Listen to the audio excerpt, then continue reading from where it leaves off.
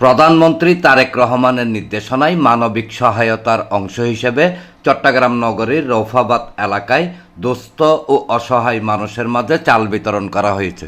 মানবিক প্রধানমন্ত্রী তারেক রহমানের পক্ষে রৌফাবাদের একটি স্কুলে এসব চাল বিতরণ করা হয়।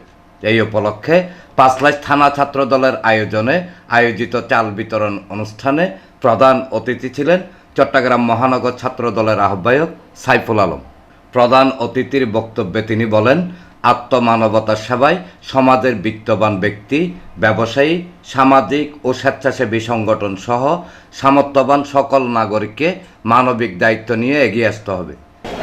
যখন আমাদের দেশনেত্রী বেগম খালেদা বেঁচে ছিল তখন থেকে আমরা কিন্তু সাধারণ জনগণের পাশে এবং সাথে ছিলাম। যারা ক্ষতিগ্রস্ত মানুষ তাদেরকেও আমরা সবসময় এ ধরনের সহযোগিতা করে আসছি। এমন না যে সরকার গঠনের পরে আমরা এগুলো করছি, আমরা কিন্তু অতীতেও করে আসছি আপনাদের সাথে এবং পাশে থাকার চেষ্টা অতীতেও করছি, আমরা এখনো করতেছি। এবং আমাদের দেশনায়ক তারেক রহমান সাহেব যেটা ফ্যামিলি গার্ডের যে কমিটমেন্ট আপনাদের দিয়েছিল এবং ওইটা বাস্তবায়নের পক্ষে, এবং আমরা উনি আপনারাও তো জানেন উনি অলরেডি নিয়োগ দিয়েছিল সার্কুলারের মাধ্যমে, ওরা যাচাই বাছাই করবে জেনুইনই কার লাগবে।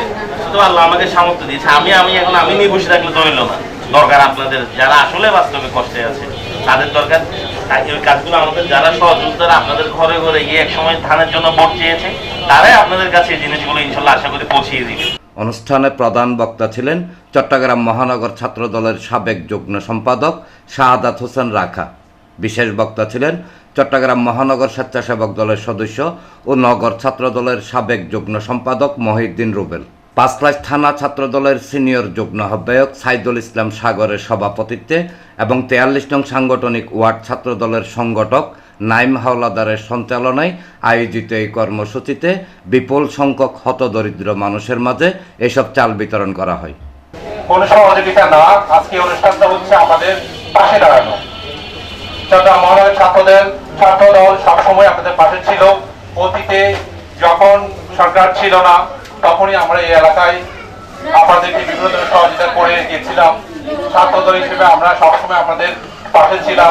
আপনাদের কাছে আমি দোয়া চাইবো আগামী দিনেও যাতে আমরা এভাবে সামাজিক কাজে লিপ্ত থেকে আপনাদের আর্থসামাজিক উন্নয়নের জন্য আমাদের নেতা, আমাদের প্রধানমন্ত্রী তারেক রহমানের কাছে আমাদের এই বলিষ্ঠ কণ্ঠস্বর ওনাকে পৌঁছিয়ে দিব। আপনাদের যে আর্থিক দুর্দশা আছে কিভাবে আমরা এটা নিয়ে লাঘব করতে আমাদের ছাত্রদলের নেতৃবৃন্দরা কথা বলবেন। অনুষ্ঠানে বিশেষ অতিথি ছিলেন নগর ছাত্রদল নেতা আনিসুর রহমান, শাহাবুদ্দিন ও মোহাম্মদ আমান।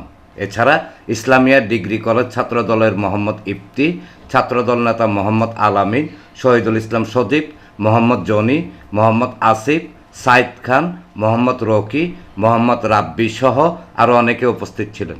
ছাত্রদলকে সশিক্ষায় শিক্ষিত হয়ে আমাদের এলাকার মানুষের পাশে দাঁড়াতে হবে। আজ অনেকে ভোট চাইছে, আমি আসলে কোনো কিছু চাওয়াতে বিশ্বাসী নয়। আপনারা আমাকে দেখেছেন, আমি আসলে মনে করি যে আমাদের কর্মেই আমাদের যে পরিচিতি সেটা আমরা লাভ করবো। অতীতে যেভাবে আপনাদের জনগণের পাশে ছিল বর্তমানে আপনাদের পাশে আছে, এবং ভোটার আগে আপনাদেরকে যে কমিটমেন্ট গুলো আমরা ডোর টু ডোর গিয়ে বলেছিলাম ইনশাল্লাহ আপনারা এটা টের পাচ্ছেন। প্রতিদিন এটার একটা ছোট ছোট উদাহরণ আপনারা বাস্তবের মুখ দেখতে পাচ্ছেন। আমরা এই রোড গার্ডে অনেক সমস্যা ছিল বিগত সরকারের আমলে। আমরা দেখেছি রোড গার্ডের নামে তারা দুর্নীতিগ্রস্ত। এই রোড গার্ডের এখন সাময়িকভাবে বৃষ্টির কারণে কাজ বন্ধ। এই রোড গার্ডের কাজগুলো দ্রুত সংস্কার হয়ে যাবে। এনামুল হক লিটন, প্রগতি 24 টিভি।